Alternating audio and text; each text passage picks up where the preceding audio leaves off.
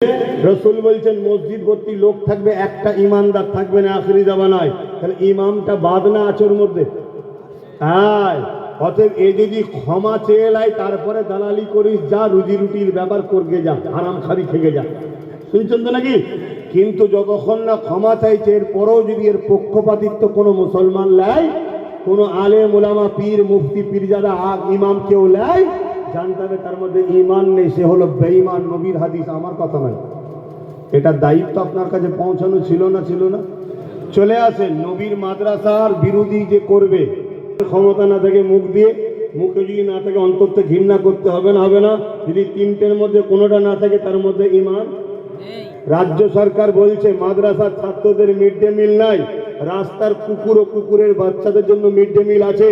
মুসলমানকে জিজ্ঞেস করছি, তোরা কি রাস্তার কুকুরের বাচ্চার থেকেও তোদের বাচ্চাগুলো খারাপ? তোমাদের বাচ্চাগুলো কি কুকুরের বাচ্চার থেকে খারাপ? তাহলে রাজ্য সরকার বলছে রাস্তার পথ কুকুরের জন্য মিড ডে মিল আছে, মাদ্রাসায় পড়া বাচ্চাদের জন্য মিড ডে মিল নাই।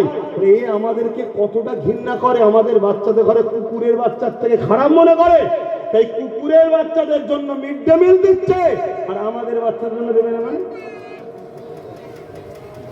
কথা মাথায় ঢুকছে না? ঢোকে নেই, মাইকটা বন্ধ করো। কত শুনছেন না? শোনেন নেই?